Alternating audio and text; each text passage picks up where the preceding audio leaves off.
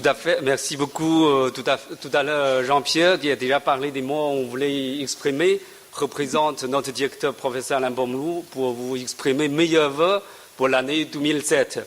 À la française et chinoise, parce que dans 4 jours, c'est la nouvelle an chinoise.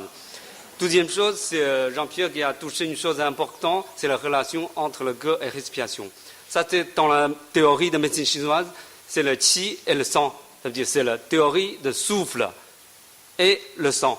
Dans la médecine chinoise, vous connaissez comment ça fonctionne, c'est le yin et le yang. Après, anatomie, c'est quoi? C'est des organes et des méridiens. Mais les médecins chinois qui travaillent sur quoi? Sur les choses qui circulent dans le méridien, il ne faut pas bloquer. Qu'est-ce que c'est dans le méridien? C'est le qi et le sang. Justement, c'est tous ces facteurs, Jean-Pierre a déjà évoqués. Merci beaucoup, Jean-Pierre. Aujourd'hui, on va parler des thèmes. C'est un qigong spécial dans la lutte contre le cancer. Vous voyez ici, à gauche, c'est un dame qui s'appelle Guolin, qui pratique des qigong dans les années 70. Voilà. Au milieu, c'est la respiration dans le jour et la nuit. Mais la réalité, on va montrer dans le laboratoire comment ça montrer l'oxygène joue un rôle important dans l'oncologie. D'abord, le thème qigong, pour beaucoup de monde ne connaît pas. Qigong, c'est la seule pratique qui lie étroitement la respiration. Pourquoi? Parce que qi, c'est l'air pour le chinois, c'est le souffle. Gong, c'est le travail. Ce n'est pas le travail n'importe quoi, c'est le travail, persévérance et dur, et la récidive. Voilà, qigong, c'est une pratique des approches de traitement dans la médecine chinoise, aussi dans la prévention. Comment les Américains qui donnaient la définition, vous connaissez, c'est le Centre national de médecine, on dit complémentaire intégrative. Avant, ça s'appelle ECCAM. Il y a 12 ans, il a changé le nom. Pour qigong, il a défini, ça lien beaucoup des mouvements ou des postures. Vous voyez, posture, il faut des postures et des mouvements et des concentrations mentales et la respiration, mais la respiration maîtrisée. Mais il faut sous condition de relaxation. S'il n'y a pas de relaxation, le reste, ça ne marche pas. En Chine, il y a plein de qigong. Dans la rue, vous voyez beaucoup des petits pubs, des affiches. Il y a centaines de qigong. Mais il y a toute petite partie, c'est la qigong médicale. Ça réservé, en Chine, il y a 2 instituts et l'hôpital. Un, c'est à côté de Pékin. L'autre, c'est sous la coupole de l'Université de médecine chinoise à Shanghai. Quel qigong cible du cancer? Si on a parlé, c'est la seule qigong. Parce que dans les qigong classiques des centaines, c'est pour le bien-être, pour la longévité, etc. Tout le monde le sait. Vous pouvez pratiquer malade ou pas malade. Mais la seule qigong dans les années 70 développée, c'est le qigong de Guolin, c'est la nouvelle qigong. Pourquoi on dit c'est la nouvelle? Guolin, elle n'est pas médecin. Elle est peintre et membre académique des Beaux-Arts de Pékin. Elle était un patient atteint du cancer à l'âge de 37 ans après une 6 opérations. Mais à l'enfance, elle a déjà pratiqué des qigong classiques, comme vous connaissez, des qigong de 5 animaux, des taoïstes, des 8 pièces Borga, etc. Tout ça. Mais toutes ces pratiques, ça ne lui empêche pas de développer un cancer. Surtout, n'empêche pas de prévenir. Après, il a commencé, comme il est peintre sur le paysage, il voyageait beaucoup dans les montagnes, des temples, etc. Il a développé, a construit une nouvelle méthode. Début, il a plus de récidive, il a vécu encore 37 ans. Il est mort en AVC parce qu'il travaille trop. Justement, parce qu'il est fondé à l'hôpital, chaque jour il a une demande. Beaucoup de demandes. J'ai 50 diapos, du coup je dois rapidité de finir avec la respiration spéciale. C'est cette respiration. Shichi, Hu. Voilà.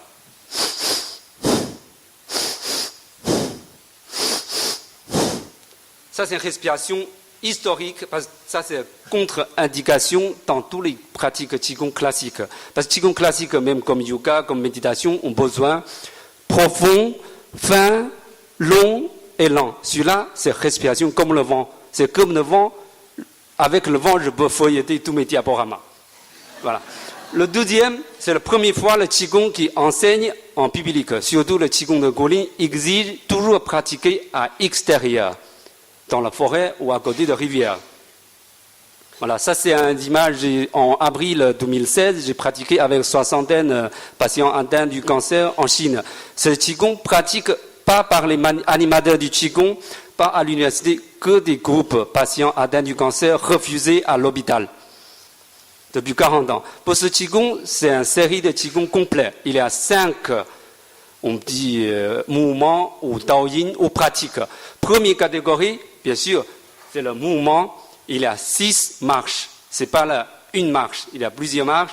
Deuxième, c'est toujours combiner une respiration. Il y a 3 respirations, respiration naturelle, respiration comme le vent tout à l'heure, et respiration comme vous montrez dans le yoga des Qigong classiques. Il y a 3 sortes de Qigong. En fonction de différentes étapes, on pratique. Après, il y a des méditations, l'intention en préparation et la clôture. Aussi, il y a automassage selon la médecine chinoise. À la fin, c'est tout à l'heure, c'est comme le chant. C'est prononcé par le son ou craché par le son, mais c'est les sons différents. C'est pas modifié. Tout à l'heure, le opéra est très joli, mais c'est le son modifié. Soit aigu, soit basse, ou être joli. Celui-là, il faut laisser passe naturel. Parce qu'il y a des aigus et le basse. Aigu, c'est le yang, basse, c'est le yin. Il faut toujours harmoniser le yin et le yang. Pour le caractéristique, c'est tout simple. Voilà, il faut relâcher, il faut rentrer en calme. Le principal, c'est inspirer.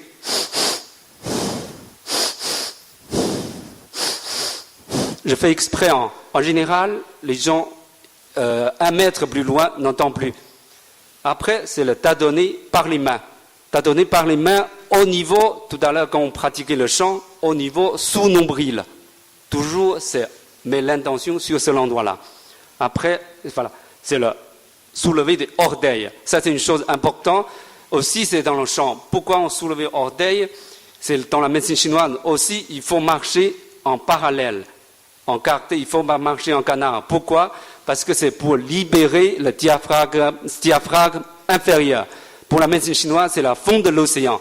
Si vous voulez respirer plus profond, il faut libérer l'océan. C'est la périnée, c'est le diaphragme inférieur. Voilà, c'est cette technique. Je pense qu'on n'a pas beaucoup de temps. Son principal important, c'est cibler sur l'oxygéné plus. Avec cette respiration, ça va oxygéner 8 à 20 fois plus d'oxygène dans le corps. Pourquoi l'oxygène c'est important? Vous voyez ici, il y a un programme européen qui a montré des importances de l'oxygène. Il y a un mot qui s'appelle hypoxie. Hypo, c'est moins. Ça veut dire les oxygènes dans notre tissu sont moins que d'habitude. Vous savez, l'oxygène dans l'air, c'est 21%. Dans le poumon, c'est déjà diminué 16 ou 15. Voilà. Dans notre tissu, en général, c'est moins 5. Si dans les endroits plus précis, pancréas ou côlon, etc., c'est encore moins. Voilà. Si on est toujours stressé ou dans les environnements défavorables, qu'est-ce que ça va arriver? C'est en condition souvent hypoxie. Hypoxie, dans l'oncologie, d'abord, il empêche l'efficacité de chimiothérapie. Deuxièmement, c'est la radiothérapie. Voilà.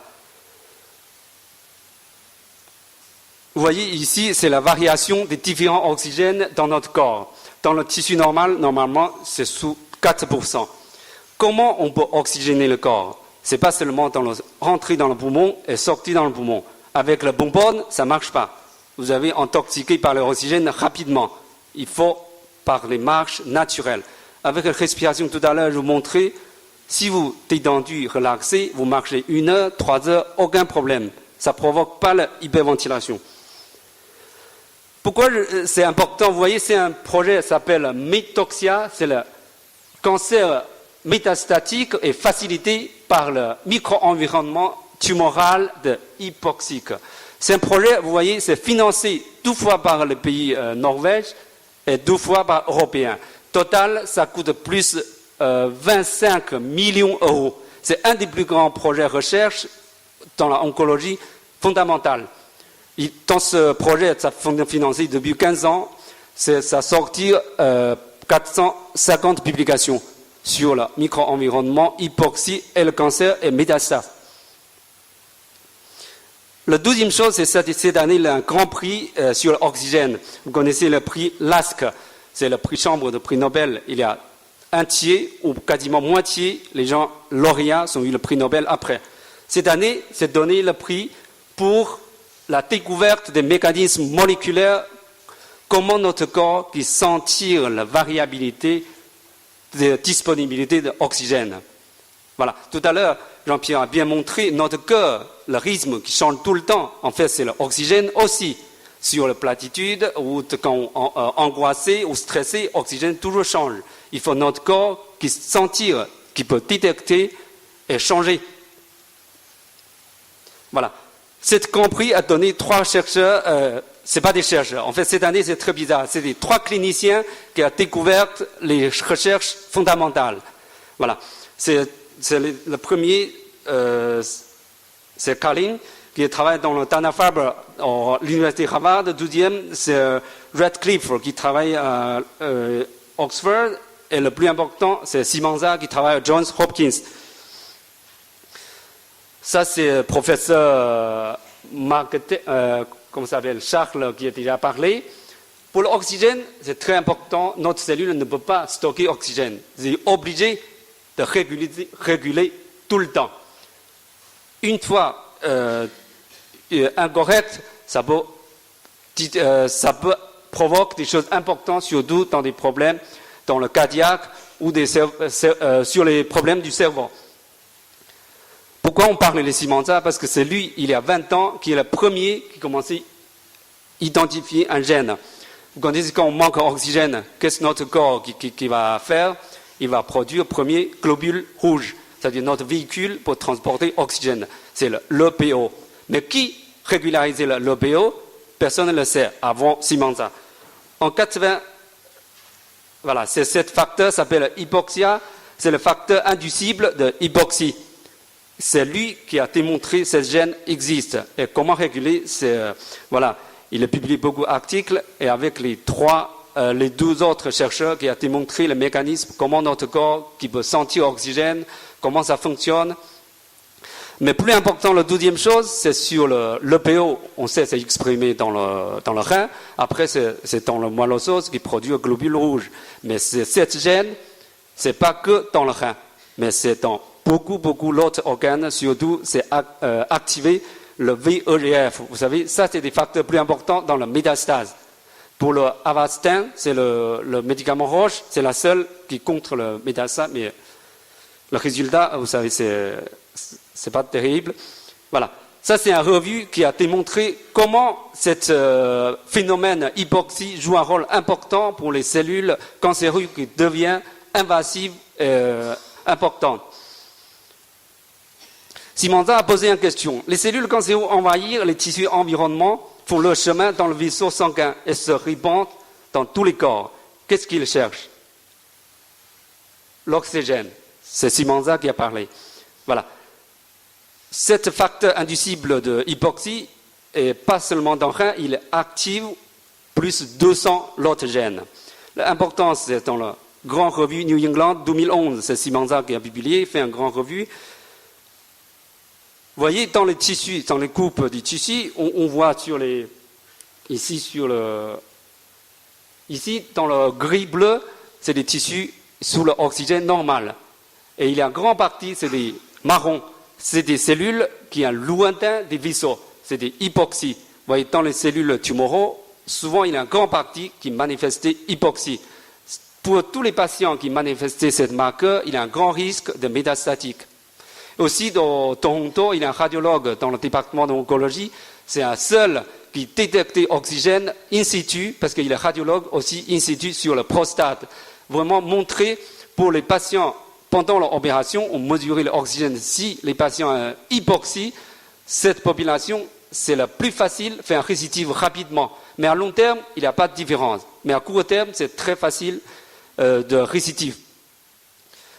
Ce facteur, ça exprime dans quasiment tous les organes. Bien sûr, c'est normal, parce que tous les organes ont besoin d'oxygène. Ça, c'est sur notre corps humain. Et sur les animaux, aussi, il y a des découvertes surprenantes. Ça, c'est aussi un professeur à Northeastern University et aussi à Harvard. Vous voyez, c'est les souris. On a implanté des cellules, des lignes cellulaires cancéreuses. avec l'oxygène normal, 21%. Sous 3 semaines, ça a développé des cancers du poumon. C'est aligné. Le deuxième, on a mis des souris 10 jours sous oxygène normal. Après, on a mis l'oxygène 60%. Vous voyez, visiblement, il a moins de cancers développés.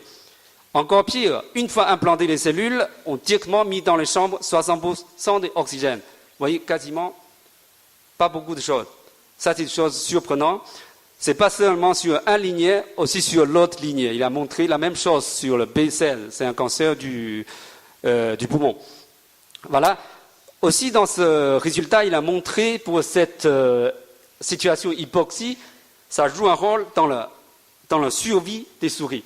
Vous voyez, dans les souris qui sous l'oxygène normal, 30 jours, c'est déjà tout mort. Mais pour l'autre, ça peut vivre jusqu'à 40 jours, ça a commencé à mourir. Aussi, toujours, il y a deux qui vivent. Ça vraiment joue un rôle important dans la prévention. Aussi, ça c'est sur le métastase, sur local. Ici, la conclusion, c'est juste suggère une chose importante, c'est le don d'oxygène supplémentaire en association avec des traitements qui stimulent une réaction antitumorale dans les maladies du cancer est très important. Ces genres de traitements, c'est immunothérapie. Par exemple, professeur Jean-Charles n'est pas là, Charles n'est pas là. Pour le nivolumab, c'est une immunothérapie récente, stimuler le système immunitaire. Avec cette marche, on a une patiente suivie en 12 cures et les métastases, cancer du poumon, métastases cerveau, et sur les os, et sur le surrénal, 12 cures, tous les métastases disparus. C'est très surprenant. Comment ça s'est passé dans les cellules? On dit sur l'homme, sur les souris. Sur les cellules, il y a des choses très importantes récemment aussi dans le Nature. Ça a montré, vous connaissez ce mot scientifique, hyperméthylation. Vous connaissez l'épigénétique, ça veut dire les génomes. C'est très important dans le développement du cancer. Pour l'épigénétique, c'est des environnements autour du gène. Ce changement d'environnement, ça ne change pas le code des gènes, mais ça change la fonction du gène. Quand il manque d'oxygène, qu'est-ce que ça va passer? Notre corps, souvent, qui supprime le cancer naturel, comme vous, comme moi, tout le temps. Une fois sous oxygène, on n'a plus cette fonction. On a supprimé 40% des gènes cancer supprimeurs. Voilà. Vous voyez, pour cette hypoxie qui explique, ça veut dire expliquer quasiment 50% des hyperméthylations dans tumeur. Ça veut dire dans les cancers, dans les lignées cellulaires, hypoxie, ça provoque beaucoup, 50% d'inhibition de notre gène qui supprime les cancers, les tumeurs. Voilà, ici, c'est dans la physiologie. Vous voyez, dans l'air, il y a 21%, dans le tissu, normalement 5 et 9%. Dans l'hypoxie, souvent cliniquement, c'est moins 3%. Quand il est moins 0,5, c'est déjà, il y a une chose importante, c'est radiothérapie résistance. Quand il a moins 1%, c'est déjà commencé, le facteur, on a parlé, IF1, c'est commencé à stimuler beaucoup de gènes. Ça a commencé à provoquer des métastases, des nouveaux vaisseaux qui commençaient à produire. Voilà. Vous voyez, sur l'hypoxie et le cancer, depuis 50 ans, il y a des milliers d'articles qui sont sortis. Mais on sait que l'hypoxie, c'est important, mais comment on peut oxygéner le corps? On a développé beaucoup de molécules, mais tous sont morts. Il n'y a aucune qui marche. C'est normal. Toutes les cellules qui ont besoin d'oxygène, si vous bloquez dans un tissu, l'autre qui est tombé en malade. Ça, c'est un revue en 2016, vous voyez. Mais aussi, il n'y a pas de nouveaux traitements qui marchaient. Du coup, il y a une revue qui fait la perspective. C'est seulement des exercices aérobiques. Peut-être, c'est une voie, on peut trouver la solution. Vous voyez, c'est pour ça que Colin Qigong, depuis 40 ans, il a déjà ciblé ce système, ce mécanisme. Il a déjà pas mal de publications. Il y a 4, tous sont en Chine. Hein, c'est sur souvent, c'est des cancers déjà refusés. Il n'y a plus de traitement proposé à l'hôpital. Aux États-Unis, c'est dans le plus grand centre américain, c'est laquelle Houston, au Texas. Vous voyez, c'est montré avec le Qigong sur le cancer du sein en comparaison le groupe pratique Qigong et les activités, l'autre gymnastique. Vous voyez, vraiment, il est évalué sur la dépression et aussi la fatigue, etc. À la Pitié, j'ai suivi depuis un an quinzaine de patients, vraiment sur tous ces critères-là, il n'y a aucun problème. En plus, il n'y a aucun patient qui a progressé, souvent soit vers rémission complète, partielle, ou avec les maladies sans progrès. Ça, c'est des choses importantes. On a plein de confiance sur cette méthode. Voilà. Bien sûr, sur tous les bienfaits, c'est comme l'autre chose. On dit, pour cette méthode, ça peut voir beaucoup d'effets pour les effets secondaires pendant le traitement conventionnel. Bien sûr, améliorer la qualité de vie. Je sais, le professeur Isnard n'aime pas améliorer la fonction immunitaire, mais quand même, quand les patients pratiquent cela, il est moins tombé en malade et plus en forme. Pour l'immunité, il n'est pas manifesté sur les cellules, globules rouges, nucléaires, etc. Aussi, la condition de vie, c'est immunité. Aussi, ça peut empêcher la récidive, c'est possible, empêcher les récidives du cancer et augmenter la durée de vie. Il nous reste 30 secondes. 30 secondes, c'est fini. Conclusion, voilà. C'est un qigong qui est une respiration qui vous permet, surtout les patients cancer, qui revitaliser le corps. Deuxième important, les patients qui peuvent devenir acteurs de la traitement. Troisième, c'est une méthode éprouvée par le temps et par des personnes atteintes de cancer. Souvent en France, on dit manger, bouger, mais pour les patients cancer, il faut bien manger, équilibrer, il faut bouger, il ne faut pas attendre. Attendre, c'est attendre la mort. Marcher, c'est pour vers la vie. Du coup aussi, il faut bien respirer. Du coup, notre slogan en Chine, dans ce club des patients, des milliers de pratiques, c'est la vie dans le cœur, mais l'espoir, c'est sous la pied. Il faut marcher. Merci. Très joli. Merci. Merci beaucoup. C'était passionnant. Une seconde, vous restez avec nous le temps. Je voulais juste, mais peut-être que j'ai pas tout suivi, mais vous avez semblé indiquer que, en fait, ça agissait sur ce qui compte les gènes suppresseurs de tumeurs, c'est-à-dire ceux qui veillent un petit peu à ce que nous nous débarrassions de nos tumeurs au cours de la vie. Alors, on a l'impression que c'est plus efficace en prévention des cancers, surtout. C'est-à-dire que on peut imaginer que la pratique régulière peut aussi participer à grandement prévenir. Tout à fait. En fait, pour tout le monde ici, vous et moi, tout le temps, on a des oncogènes, on produit des cellules cancer, mais notre corps qui nettoie, qui surveille, un, c'est des systèmes immunitaires, l'autre, c'est au niveau génome, il y a des gènes suppresseurs qui expriment. Qui veillent. Du coup, avec cette pratique, au niveau génome, ça peut modifier l'environnement du gène. Alors déjà. vous, en Asie, qui pratiquez plus souvent ça, est-ce qu'il y a moins de cancers, de certains cancers? Ça, parce que c'est difficile d'expliquer, parce que souvent les gens pratiquent, il y a plus de solutions à l'hôpital proposées. Pour les gens normaux, les animateurs de Qigong, ça ne lui intéresse pas, parce que ça ne gagne pas l'argent. Voilà. Ah ben c'est un peu comme chez nous, quoi. Et ma dernière question, est-ce qu'on sait, mais peut-être que vous l'avez dit, est-ce qu'on sait mesurer quand vous avez des patients à la Pitié, est-ce que vous savez mesurer leur comment on appelle ça, leur statut oxygène? Justement, ça c'est une difficulté, c'est pour ça que je suis très envie de participer pour trouver une solution, comment on mesurer.